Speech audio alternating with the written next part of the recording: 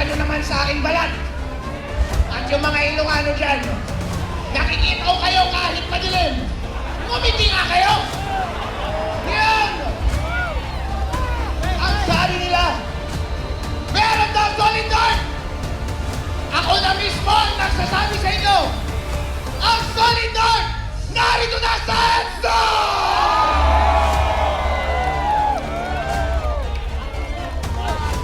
Ako ay biyumahin pa. Papunta dito sa Maynila. At kung gusto kong sabihin sa inyo, ang gaganda at ang gwapo nyo pala. Ang pamuti nyo pala. Pero iisa lang ang ating damdamin. Naskam tayong lahat. Naskam ba tayo? BDM. Noong una ikaw ay nangangampanya. Lag ka namin. Dahil sa wakas, ibabalik mo ang dignidad ng mga Ilocano. Ilang dekada kami ay nahihiya. Dahil kapag sabihing Ilocano, sino ang maririnig ko ng politiko na malakas? Maririnig Marcos! Marcos! At ilang mahabang panahon, kahiya na aming ginagawa! Kaya nung ikaw ay bumalik, binigyan ko kami ng pag-asa. Noon yun, nagbulag-bulagan kami kung ano man ang naging pagkukulang ng iyong pamilya. Hindi namin pinansin dahil iniisip namin, siguro hindi na magagawin ito. Siguro hindi na magagawin yung ginawa ng tatay niya. Eh medyo magaling magsalita ng muna, hindi ba? Napaka-articulate. Kaya lahat ng mga Ilocano sumama sa kanya. Pero hindi natin nalilain. Sabi nga ni Ayon kanina, nag-drugs ulit pala! Ito, Idol!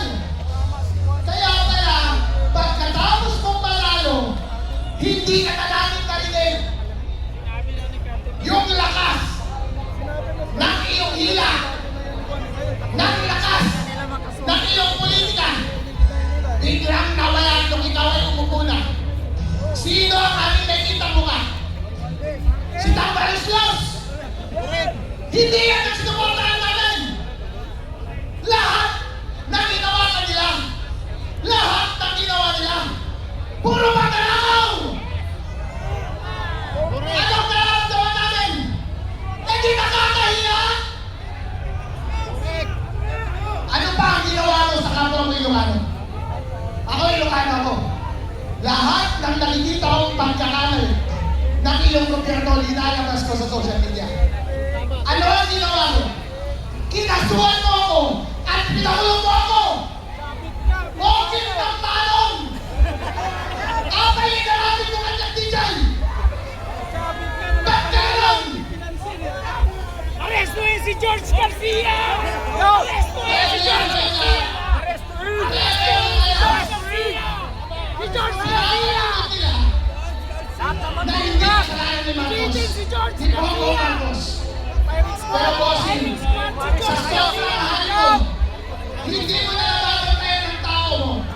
Kasalanan mo yan! Kung hindi ka gumagawa ng trabaho mo, dapat pa masyadong manatili sa pwesto, hindi na!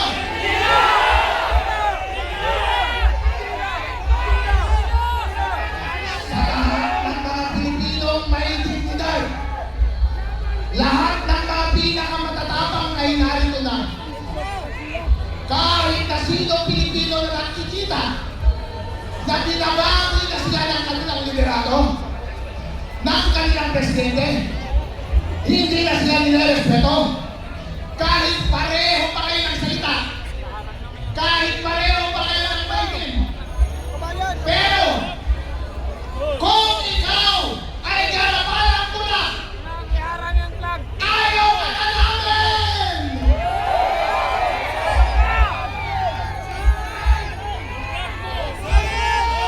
Marcos Rizal!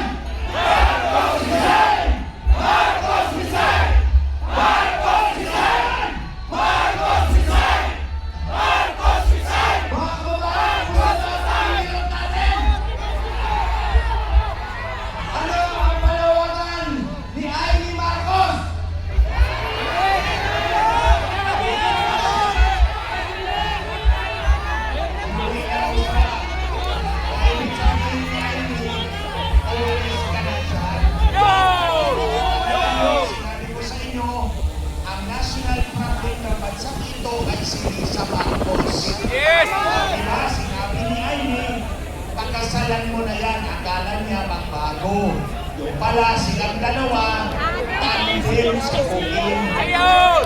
Ngayon, itong 100 billion na in-insert nila sa budget, tinatanong nila, bakit kailangan mag-insert kung pwede mo namang ipasok sa National Expenditure Program? Simple lang ang sagot.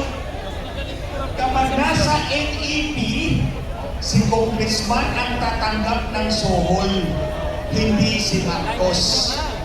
Kaya kailangan ni Marcos mag-insert ng 100 billion para ang tongpats sa kanya lahat.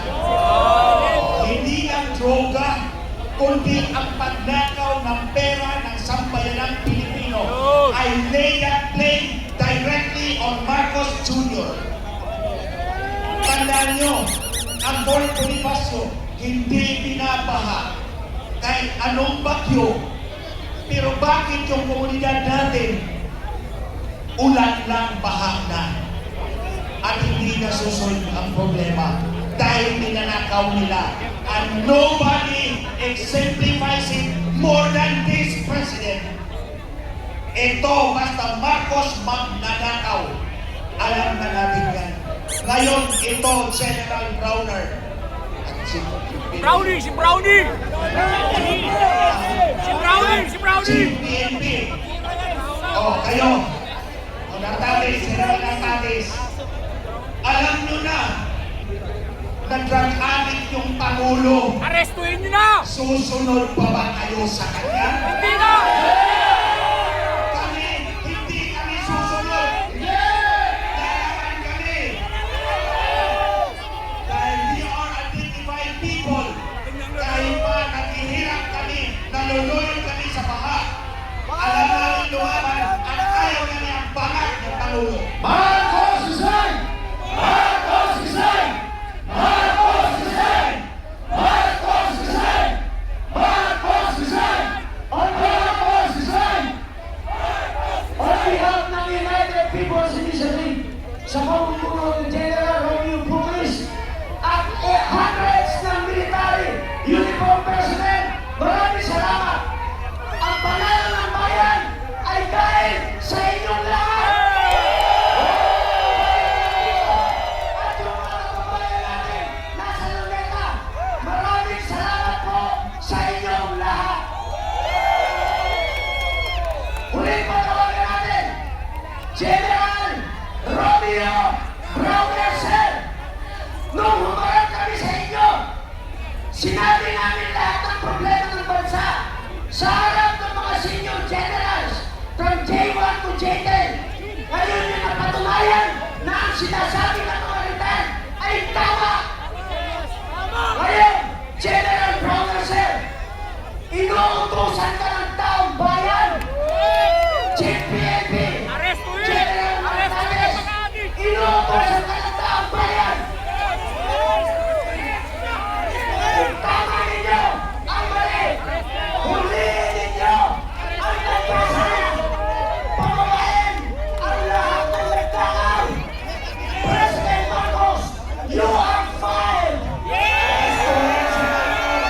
President Marcos, you are fired! Romualdez, you are fired! Huling panawagan, magkaroon tayo ng inyong mga kaibigan. Celebration natin ngayon hanggang bukas. Magsisindi tayo ng kandila. Magpapasalamat tayo at magdadasal tayo.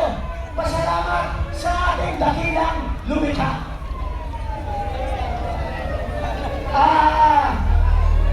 Miss Astra, please. Habang tayo po ay nagsisindi ng kandila, tandaan po natin na ito ay simbolo ng ating panalangin, ng ating pag-iisa. Pagkakaisa natin ito, ako po luluhod ngayon.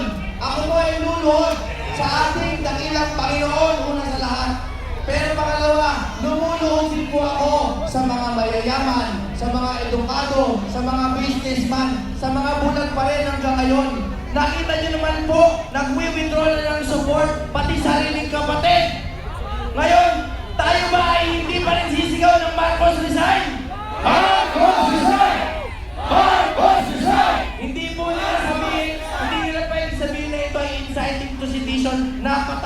napakatagal ko pong inaral yan. Walang sedition dito. Tayo po ay nakikiusap hanggang tayo ay mapayapa pa. Marcos